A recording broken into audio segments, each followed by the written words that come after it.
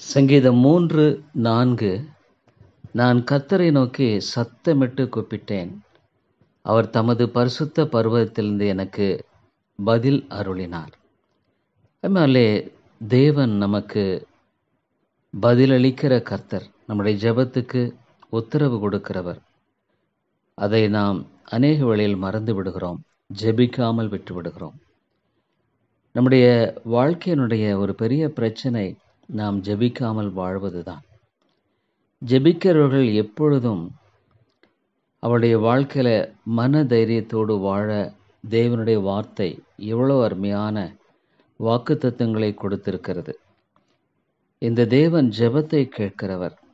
அதை நாம் எப்பொழுதும் நினைவு கொள்ள வேண்டும். மனுஷனை நோக்கி பார்ப்பது விருதா. இந்த இடத்தில் இக்கட்டான ஒரு சூழ்நிலையில் சங்கீதக்காரன் கர்த்தரை நோக்கி கூப்பிடுகிறான். ஆம், அவனுக்கு அநேக சத்துருக்கள் பெருகிவிட்டார்கள். முதலாவது வசனத்தில் பார்க்குறோம்.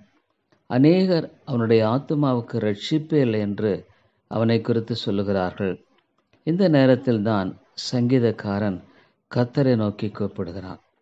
அவன் சத்தமிட்டு கூப்பிடுகிறான். அப்படி என்றால் என்ன? உண்மையான ஊக்கத்தோடு கூட தேவனை நோக்கி கூப்பிடுகிறான். நீதிமான் செய்யும் ஊக்கமான ஜெபம் மிகவும் பலனுள்ளதாயிருக்கிறது. அம்மையால் நம்முடைய வாழ்க்கையில் முதலாவது மனிதனை நம்புகிறதை நாம் விட்டுவிட வேண்டும். நாசில சுவாசமுள்ள மனுஷனை நம்புவதை விட்டுவிடுங்கள்.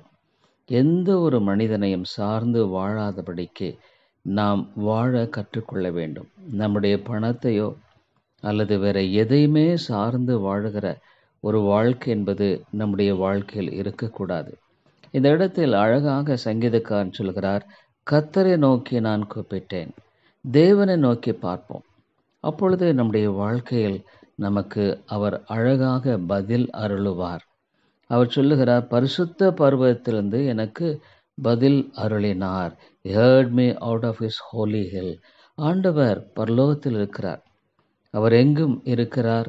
ஆனாலும் கூட பரலோகத்தில் விசேஷமாக இருக்கிறார். இங்கிருந்து நாம் கூப்பிடுகிற சத்தம் அவருக்கு கேட்குமா? நிச்சயமாக கேட்கும். ஒரு சாதாரண செல்போன் மூலமாக இங்கிருந்து எத்தனையோ மைல்கள், 6000 8000 மைலுக்கு அப்பால் இருக்கிற மக்களோடு நாம் பேச முடிகிறது. இந்த தேவனுடைய ஞானம் எவ்வளோ பெரிது.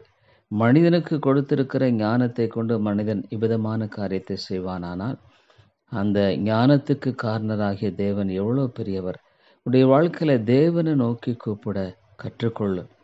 அதுவே உன்னுடைய வாழ்க்கையில் உண்மையான சமாதானத்தின் வழியை உனக்கு காண்பித்து உன்னை வழிநடத்தும். மனுஷனை நம்புவதை விட்டுவிடு, தேவனை நோக்கி பார். தேவன் உன்னை உயர்த்துவார். நன்றி.